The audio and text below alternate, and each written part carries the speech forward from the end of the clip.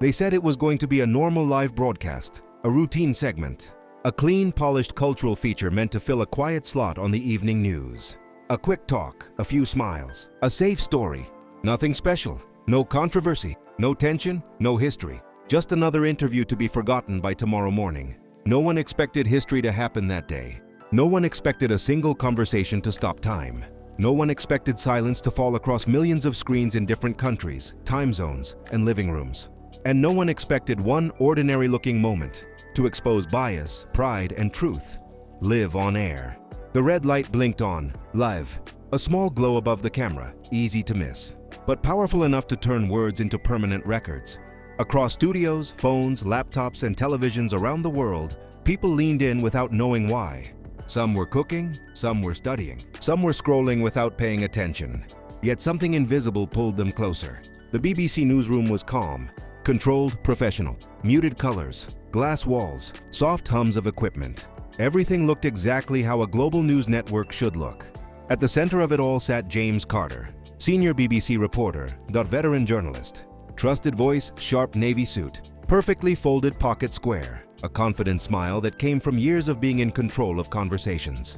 This was his world, his space, his rules. Opposite him, seated a little straighter than necessary, was Miguel Santos, a Filipino student, slim build, dark hair neatly combed, hands folded together tightly in his lap, early 20s. You could tell he was nervous, not the kind of nervous that makes someone weak, but the kind that comes from knowing you represent more than yourself.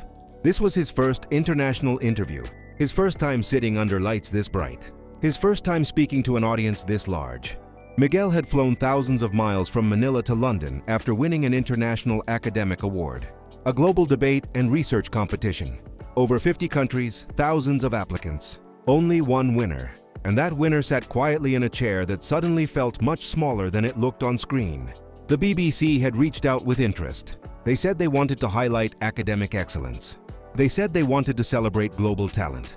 They said they wanted a human interest story, or so they said. The camera slowly zoomed in. James turned slightly toward Miguel and smiled. The kind of smile viewers were used to.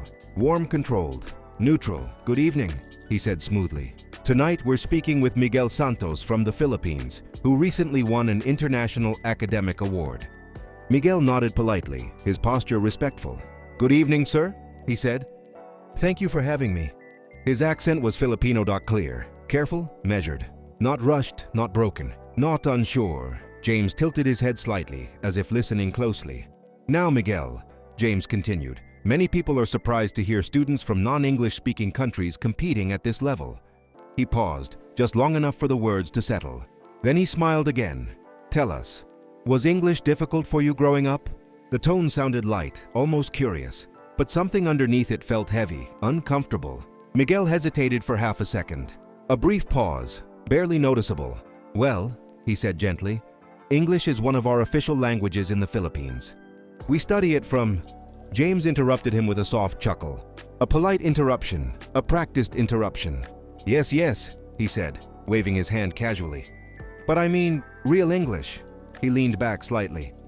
The kind used in global debates and international research. A few people in the studio laughed. Not loudly, not confidently. The kind of laugh people give when they're unsure whether they're supposed to laugh. Miguel smiled, but his eyes tightened. Across the world, Filipino families leaned closer to their screens.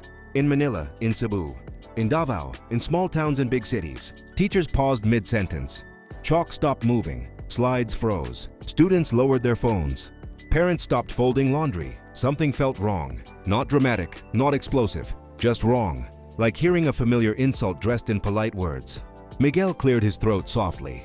Sir, he said, English is used in our schools, our courts, and our universities. Many of our textbooks. James leaned forward slightly. But surely, he cut in again, you don't speak it at home, right?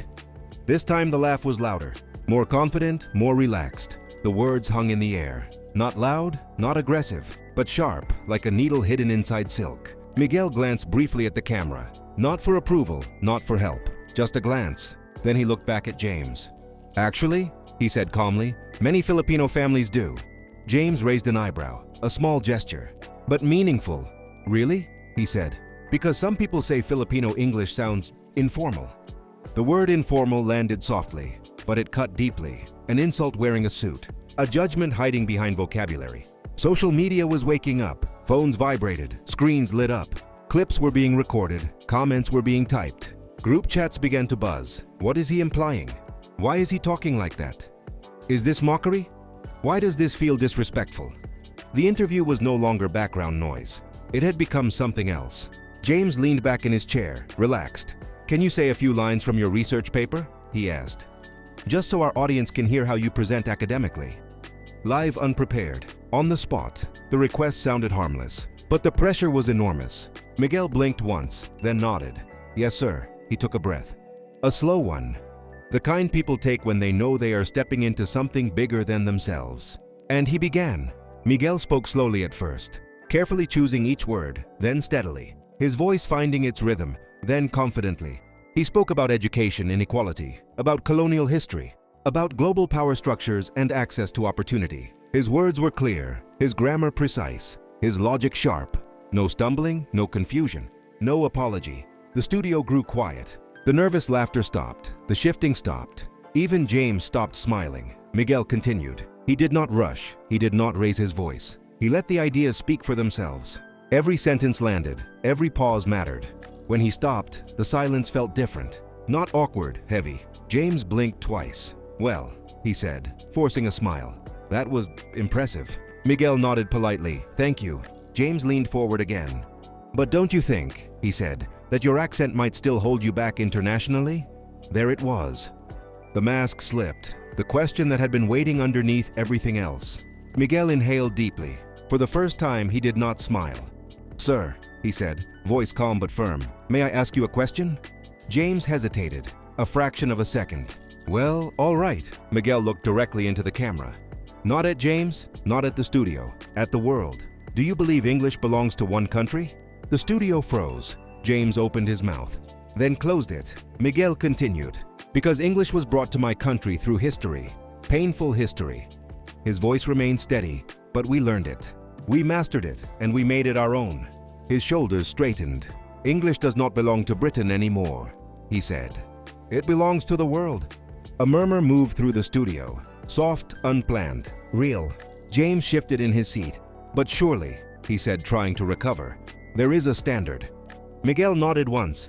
Yes, he said. Clarity, respect, meaning. Then he added calmly, not accent. The camera caught James blinking rapidly. The producer's voice whispered urgently through his earpiece. But it was too late. The moment had already escaped the studio walls. Miguel leaned forward slightly. Sir, he said, Filipino English is not broken English. It is not lazy English. It is not wrong English. His hands trembled slightly, but his voice did not. It is educated English. It is lived English. Across the Philippines, tears formed. In classrooms, in kitchens, in dorm rooms, in crowded jeepneys, in quiet bedrooms. This was not just an interview anymore. This was representation. This was dignity speaking back. James cleared his throat. Well, he said, that's an interesting perspective. Miguel nodded. It's not a perspective, he said softly. It's reality. The silence this time was longer, heavier. Even the light seemed too bright. Even the room seemed too small. Then Miguel did something no one expected. May I continue reading? He asked. James hesitated, then nodded. Miguel resumed, this time with fire. He quoted global scholars, British scholars, American scholars. He cited journals, studies, research institutions, in perfect rhythm, in clear English, in undeniable authority. When he finished, the studio erupted in applause. Not planned, not signaled, real. The cameraman clapped. A producer wiped her eyes. James sat still. The live chat exploded. This is powerful. BBC just got schooled. This is history. This matters. James finally spoke. I apologize if my questions came across as disrespectful. Miguel nodded. Thank you, he said. Then added, this conversation matters. Not just for Filipinos, but for every culture told their voice is not enough. The red light blinked off air. But the world was already on fire. Clips went viral within minutes. Millions of views, millions of comments. Teachers replayed it in class. Parents shared it with pride. Students saved it for strength. Hashtags trended. English belongs to everyone. Filipino English. Live on air. The BBC released a statement hours later. Short, careful, measured, but the lesson was already written. Miguel returned home quietly.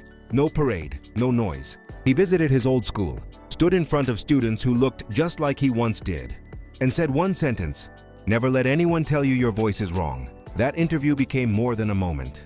It became a mirror, a reminder. That intelligence does not need permission.